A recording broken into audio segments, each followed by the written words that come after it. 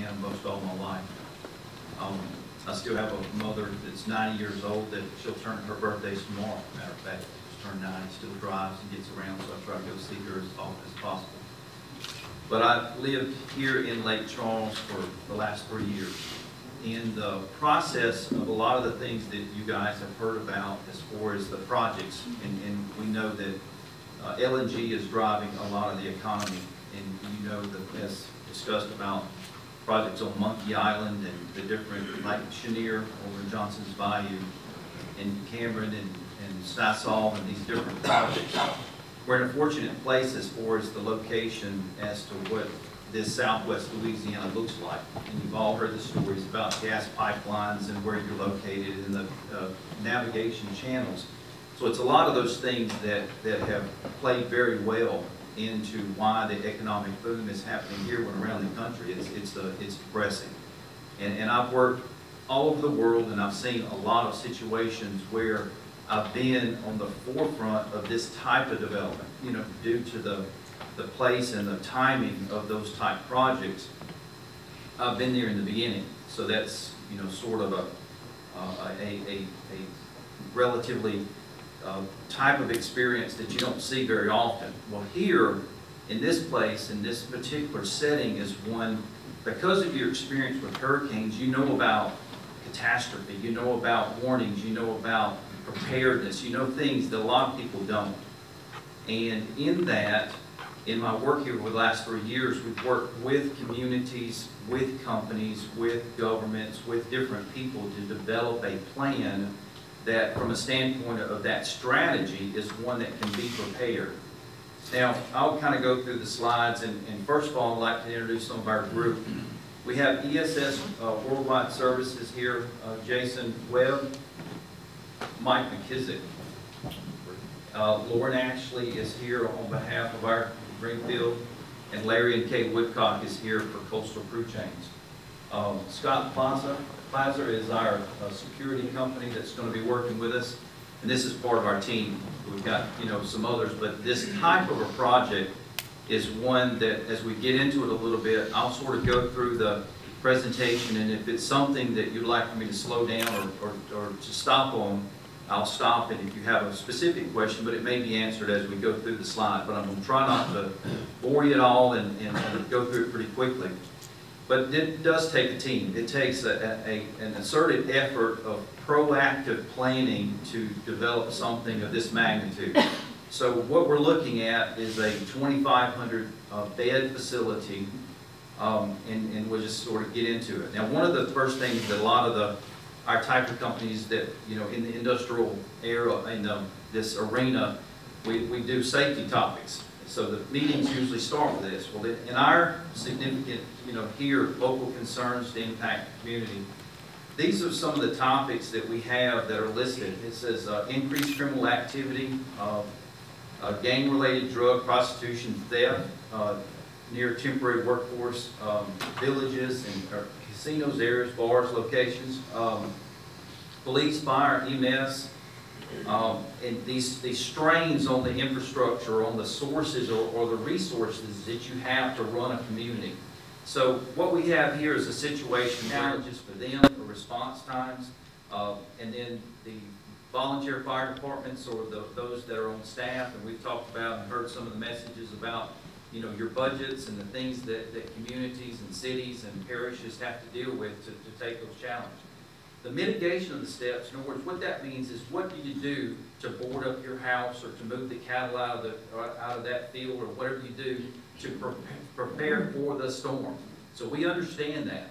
So from our standpoint, this type of plan is not one where you get, you know, blown away. And like it was, you know, 150 years ago, where you think, you know, one day you look out and say, man, that's a cloud kind of coming in. It might, you know, look like it might going to be raining, you know, but we didn't have, you know, radar systems. You didn't have pre-warnings. You didn't have anything. It's just like, you know, by the nighttime, it was raining, the wind was blowing, and the next thing you know, a hurricane's on you. Well, that's not the case here. We can plan, we can strategize, and we can do things that will offset the challenges that we will face. And a lot of it is, like I say here, the fear of the unknown. In North Dakota, that phenomenon, and that was brought up last night, there is a situation there where they didn't do nothing. So they just, one day, and I was, it's probably been 5 years ago, I got a call and they said, hey, I need, 300 beds for the Bakken. And I said, what's the Bakken? I didn't even know what they were talking about, where it was. Well, suddenly I got educated and I got, to know what that was about, and it become part of our vocabulary. We learned things like, fracking and shale gas, and so all that became part of our vocabulary. And again, that's part of what, we have known is driving this economy, is this new technology, but it started there. Well, these little towns and these little villages and places up there, they had nothing. Well, suddenly, folks started coming in, and it's still a challenge where people are sleeping in their cars. They've got, parking lots, full of places. There's nowhere to stay. Housing prices have, went through the roof. Just so many things. They had no zoning, no regulations, nothing to deal with, because it just took them by storm. Here we say, with the help of ESS, the sheriff, and what we're looking at, in other words, with the sheriff's department collaboration, like with Calcasieu Parish, whereas as we dealt with this and we looked at this, over the last 3 years, Calcasieu Parish and their sheriff's department, they, formed a task force. We got together. They talked about. They asked me questions. What does it look like? What is it? How does it work? And they were very, very negative about the whole plan, about this type of setting and this type of deliverable. And we put them on a plane. We flew them up to Canada. We let them see, what security looks like, what it's, how we feed, the people, how we bus the people, how we do the things, and they've become one of our best advocates for what we do. It says a large part of their concerns was eradicated, and I mentioned that already. So the need for the Kingfisher Lodge, and that's what we're calling this, is it says demand of temporary housing. In other words, the strains of the existing infrastructure. So we know about the numbers as far as the numbers of workers that's going to be needed. We know that as far as the jobs that are here, most anybody that is an able-bodied individual, they work. In other words, they have a job and they have, things that they do. It's not as though we have 10,000 people sitting on a shelf and you're just going to walk in and say, I'd like, 3,000 to go over there. We're going to need people. That's a fact. And the projects have to be built. But these are good, high-paying, quality jobs that, we can, try to build the Great Wall of China around our neighborhoods and our place. But it's not going to happen. We have to know that these are some of the things that are part of progress. So in summary, it says, in other words, the sale prices, in other words, we've seen in Lake Charles that, rents going up. We see the hotel occupancies is going up. Casinos, they've indicated they don't want these type workers there. And then we talk about the, travel destination. There's a lot of tournaments that go on in the area, a lot of, things that McNeese has, that we don't want to take away all the hotel spaces that they have. And if we did, that wouldn't be enough. So there is a need for this type of facility, because we can't have, 20 people living in your garage. And they see that in North Dakota. They had to regulate and begin to play catch up to what that looks like. The objective is to develop a world-class facility, transform the traditional mindset of a man camp into a community-involved workforce village. So this location will be more like a resort. So when people use the word man camp, immediately there's a stigma that's attached to it that thinks, oh my God, they're sleeping, 4 to a room, they're piled in there, you got foreigners, you got all the things that's part of that's what we've got to educate people about who we are, what we're doing.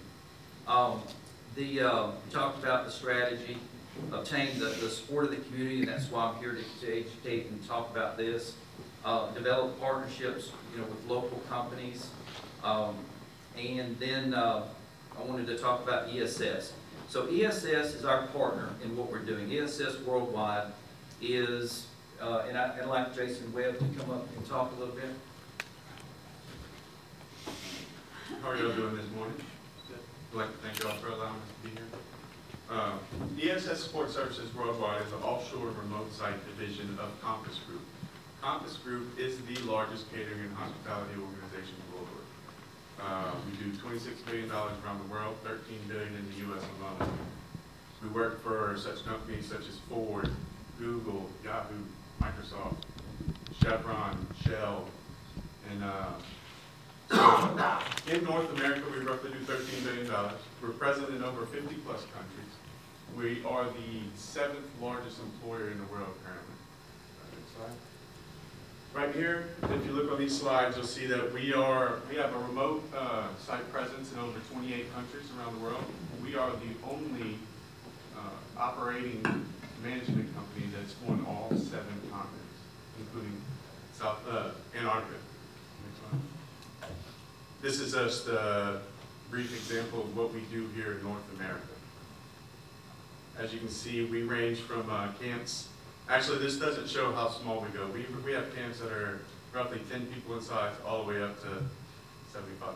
So that will give you a justification that we know what we're doing. We're not coming here. We're not a mom and pop that just has this idea. This is our business. This is our life. This is what we do. We make sure that we involve the community.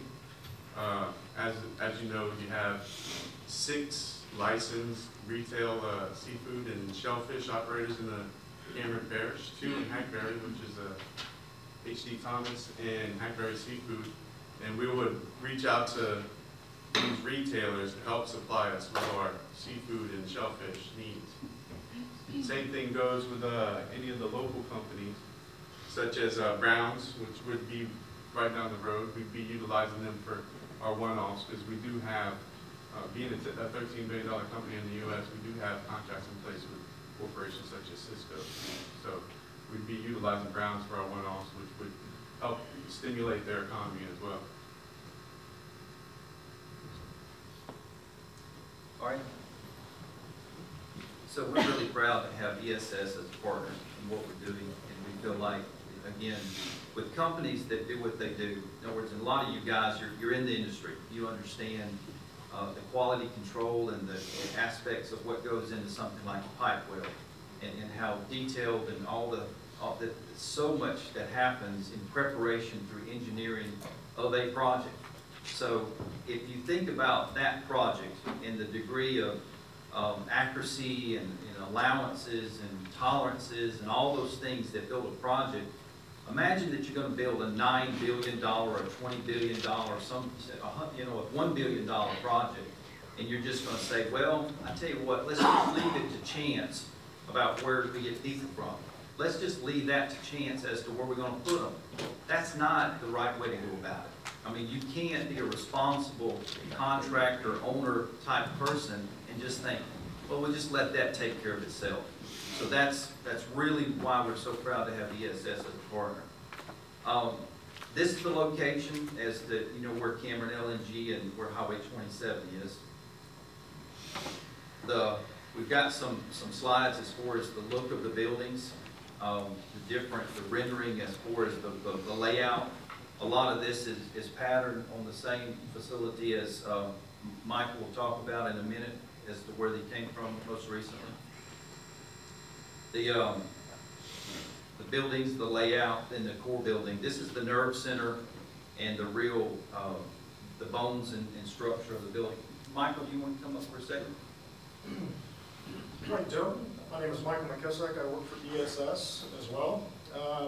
So as you can see on your monitors, we have, like Sandy said and Jason said, we're building nothing short of a luxury resort for the workforce. And that's exactly what we're doing here. This floor plan is based on a model that we have in Canada, which is Canadian Natural Resources. It's roughly 3,000 in population, and nothing short, it works flawlessly. I can tell you personally, I've been living in these camps for 13 years. I've been working in these camps. I've managed these camps. I've built these camps. I love it, I have to be honest with you. This is my life. So we can go through these slides. Yeah, just kind of walk through the details as from the check-in side and the different features that we have here. This was a facility that you manage, and tell him he's the general manager of what this facility will be, so he'll be on the site. So basically, when workers come to us, we have a badging system in place of security. Once they're through security, it allows them to eat, it allows them to gain all access to our facilities. They'll come in, they'll check in just like they would at a hotel. They'll get loaded, they'll get their room, they'll drop their bags. We take their bags, usually should show up in the rooms, hopefully, if we've got our operations right. At that point, they can enjoy our facilities. We have a welcome package that everyone will come in, they'll familiarize themselves with the facilities. I'm sorry, just back away from the mic. We will have recreation facilities, we'll have fitness facilities, computer rooms, wireless, like I said, an all-encompassing resort. We will serve 3 meals a day. There will be a bagged lunch, so workers will come in and will get breakfast. They'll grab their bagged lunch and they'll go to work. They'll get on the bus and they'll go to work. They'll come back, we'll have a nice dinner ready for them. We employ executive chefs, hotel staff, cleaning staff, anything you would find at a Marriott, anything you would find anywhere at any other hotel chain. Okay, now, private room, private bathroom, flat screen TV, computer, Wi-Fi access. These are modular built as far as the accommodations built, so they're built off-site, brought in, foundations put in, all the utilities are in place, and it's a plug and play. So they come in, all you add is a guy, and you're ready to go. This is, again, the layout of the foundation of what the piles are done. This is a schematic of the sewage treatment plant. We're working with the booth guys here with Fournier, and that'll be designed in per Louisiana Health and Human Resources. Again, Mike emphasized the fitness room, the recreation, all the amenities that are part of the recreation centers and all the things that the guys have to do. Absolutely, and we employ it's 24/7 operation, just so you know. And speak again. So we get into the catering services, the overview. Like I said, we're a full-stop shop. ESS, we're everywhere. Like Jason mentioned, on 7 continents, we're in your backyard. We offer various groups of programs. Like I said, they get 3 meals a day, nutritious. Our menus are tailored to the region. So the population that we come in, which will be, we're in Louisiana, we got some of the best food in the world. We will be developing our menus for what people like here. We're culturally sensitive, depending on what part of the world that we're in. As I mentioned, they get breakfast. We serve a hot lunch, or the hot breakfast. We serve a bag lunch that they'll get, and we do a dinner. And this will be daily. So accommodation services overview. As you can tell, 24 hours 7. Housekeeping. We'll come in daily. We'll clean your room, change the linens like you would any hotel. We offer full service laundry service. Like I said, this will all be done with us in-house. I will be the general manager for this facility itself. If you have any questions on accommodation services, please let me know. All right, thanks, Mike. Yep. As we get, this is one of the most important topics is security. So a facility, in other words, there's different types. You've got little, mom and pop operations that are fly by night that just, throw up a few buildings and they just kind of the Wild West. So they come and go and they've got nothing, in terms of any surveillance or anything. This site is completely fenced. It has 24-hour surveillance of a command center. And I'd like to introduce Scott Plaza. And introduce. Hi, everybody. I'm Scott Platzer. I started and now run the Cormorant Group. We're an international risk management consultancy and security company. One of the things, I was at the meeting last night, I heard a lot of people's concerns, and many of them were security focused. And I was a little surprised when we first partnered with, and when Greenfield reached out to us as a potential partner, because most of our focus is international. And we brand ourselves, and we in fact have a unique approach to security in that we believe that mitigating impacts on local communities is critical to risk management and security outcomes. It's our unique identifier inside of our own market. We specialize this from lessons we learned in some very difficult environments. I come from a U.S. Special Forces background, and we learned some very hard lessons in places like Afghanistan about where If you don't have good local community relationships, you can incur some real serious liabilities. So we wanted to export that and sort of bring that to the security market. So as we approached Kingfisher Lodge Security, they did not go out and find a sort of bargain basement security company. Somebody brought up last night at the meeting, we don't want fly-by-night security. And in fact, you don't. Jerry Bell is our local consultant. I don't know if anybody knows Jerry Bell. He's got a background in U.S. Special Forces as well. Incredible career, incredible resume. Former police chief up in DeQuincy. He's worked all over the area, helped coordinate the FEMA response. Spent the night at Jerry's house last night talking about all these issues and how we can really incorporate and understand who's important locally, who are the centers in the community, so that we can be sensitive to those impacts, try to understand them, and take a proactive approach to mitigation. So our security plan isn't just the typical, we're guarding this facility, so we're protecting it from the things outside. Our approach to security looks both ways. It says, we've got to make sure nothing happens to the people that are inside the facility, but we've got to equally have an eye out into the community and make sure we're not causing negative effects out there that are going to incur liabilities. Not only it's one of these situations where everybody's interests are truly mutually aligned. It's not in Greenfield's interest at all to see incidents or people from from the employee village, having sort of disrupted activity in the community. So that is that's sort of our philosophy to approaching the security problem. It is comprehensive. It ranges from and takes an extensive focus on mitigating and preventing incidents in the first place. And coming from a 20-year, I don't know how many other people here have a military background. Probably a few, yeah.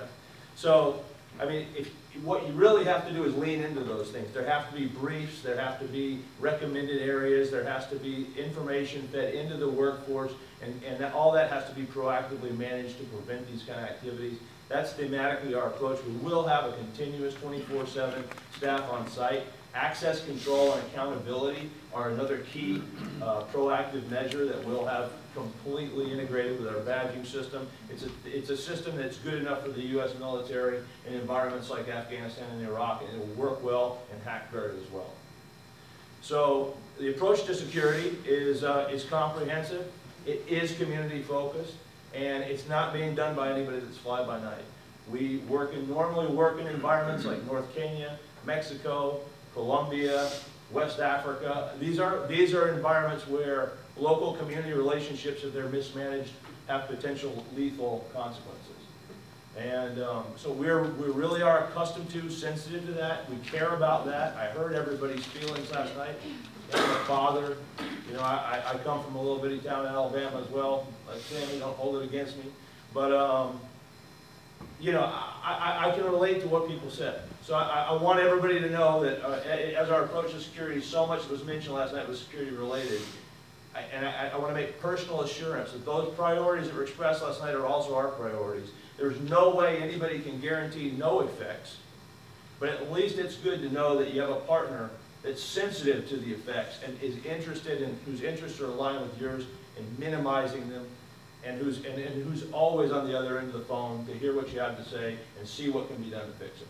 So that's sort of philosophically our approach to security. The details are, we'll have a patrol on site, we'll have controlled fixed access points, we'll have cameras and security footage and all that, and we'll have a presence with the employees at the village that not only makes them feel like there's somebody watching their truck in the parking lot, etc., but also makes them feel like there is accountability for your actions on this facility and when you leave. We know when you come, we know when you go. We're probably going to be out there looking for you where you're going and keeping track of those kind of things. And I think that when you can create that kind of environment, that also goes a long way towards mitigating risk. When people feel like, if I go out there and cause trouble, there's probably going to be somebody that's going to hear about it. I may lose my job. That sort of thing is a powerful preventative. That's our approach to security. A credit to Greenfield Logistical that they reached out to what really is a premier risk management company in the world. Security security as it goes is very important, but that local community side is something that not a lot of people do. We do it. We are, because of that, a premium service, and they engage with us, for that reason. So thanks for your time. I'm available if anybody has any questions afterwards. I do. excuse me, sir. Yes, ma'am. Is alcohol allowed on the premises? That's up to our client. In other words, it's for as the facilities themselves, most of the facilities around the world, they do allow alcohol on the site. So they have a structured time that the bar is open or a number of beers that they serve. But we find personally that it works better if you supply that on the site as opposed to them getting in their car and driving somewhere. So Yeah. that's, again, that's up to the client themselves, but that is something that has worked the best. Do y'all have a policy of, that permits you to search the rooms? Yes, we do. Okay. And let me let Michael at that juncture, if it's okay, he's gonna Yes. speak to that code of conduct. All right. All right, so if you're a guest, you come stay at Kingfisher Lodge, first thing you do, you're checking in, you sign in rules. Everyone has, we'll call it golden rules, global standards. These are enacted for Shell, Syncrude, Suncor, biggest companies in the world, in all these facilities. So basically they have to put the rules, you acknowledge as a guest, you sign it. If you break one of those rules, you're gone. We don't want it at our lodge, the client doesn't want it, it's just bad for business, it's bad for the community. The code of conduct acceptance letter will be included in the welcome package. We have a zero policy, a zero tolerance policy for any infraction upon those. That's right. All right, thanks. Transportation, the facility is set up to do busing from the site, so we'll have a bus depot that's part of the building itself, so that as they have breakfast, they can filter out and then get on the bus. Larry and Kate Woodcock are here. They are a transportation, they're a local company. They do oil and gas type work. We chose them because of their nature of understanding the industry rather than a tour bus type company, but they have insurance requirements. They, like again, they work in that particular field, which is one that is more stringent, more specialized. They understand time. It's just a different type of procedure and different type of company that understands oil and gas. Larry, you want to come up and speak and say hello? Good morning, everybody. Good morning, everybody.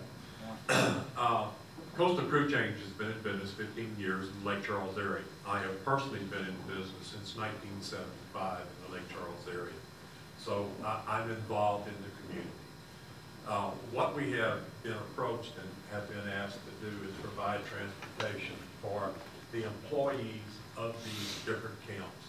And we have provided information from double-decker buses, from single tour buses, from school buses to even electric buses. We just had a presentation that was presented to us last week where we had a company come in, it's a Rural Light company, and they are now looking at electric buses. Our record is unsurpassed in the transportation industry. It is one of the things that I am absolutely the most proud of. There is very few companies in the industry, period, in all the industry, that has the record that we have. Our insurance raters and our insurance companies are happy to work with us, and because of the emphasis that we put on safety. And we want the community to understand, I don't want 2,500 vehicles running up and down a road when we can do it with 70 or 100 or 50, whatever the number of buses that it takes. And so we're here to support the community.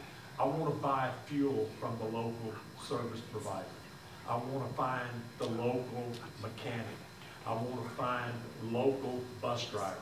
I can personally tell you that the moment we get the opportunity to be involved in this under contract, I will be in the community asking, I need bus drivers. I need qualified bus drivers. Okay, thank you. Medical facility, we'll have an on-site clinic, much like an urgent care, that'll be on the site. And we'll also have in other words, with that many people, it's just like you do here. Somebody's usually got the sniffles, and I think our child was sick this week, and But that's, you know, that many people, we have that on site, and we'll have a cooperation with Calcam Hospital, and then, you know, ambulance service and those things that will be responsive, you know, to the location. So that's part of the facility. The benefits as we go through, reduced transportation risk, as Larry just said. Whereas it's one that you won't have, you know, say 40, 60 buses lined up all at once, you know, going out the road and then stop into all the traffic. They'll, you know, leave, you know, as they get loaded, so they're orderly leaving, and have traffic patrol, you know, that's, or, you know, out on the site. So they, you know, that's not an issue. Reduced travel time for the employees. Another big issue is, you know, like, for example, down at Johnson's Bayou, Chenier, I know some of my friends are driving 2 hours one way, you know, to get down there. And after a 12-hour day, you know, working 6, 7 days a week, that's rugged. So this type facility would be one that would, you know, greatly reduce that. Productivity, we know that from a standpoint of morale, if you're working out of town, you know, nobody wants to be away from home. Nobody wants to, you know, have to be away from their family for a prolonged period of time. But we want that experience to be the best it can possibly be, so that they'll have as many things to do on the site as possible. So that's one that will produce, you know, improve productivity. And then the added local content. In other words, we will work with local companies, as you've already seen, local contractors that we've already contracted with and have a relationship with in Hackberry and in Lake Charles. This is not like some of the projects that we've done. If you're working in Africa, you know, it's a traveling circus. You've got to bring your elephants and your tents and everything and unpack it. And then, you know, if you don't bring it, you ain't got it. This is one that we have communities. It does not help little local businesses that have opportunities or want to. They can work on our site. We have that type of outreach where we will, with Claire, we'll do a vendor fair. We'll reach out to local companies that want to locate on the site, that want to either start a business or have a business to do something at that location. We'll have roughly 2,500, you know, people on the site. It's usually about a 10% ratio of on-site people. So about 250, what is semi-permanent jobs, will be on that location. So people within that community will have that opportunity to work right there. And of course, that's a big plus. The summary, we just, you know, kind of go back through world-class facility, best partners, and you've seen local content. Most of this, we won't linger on anything else. Lauren, did you have anything you wanted to add or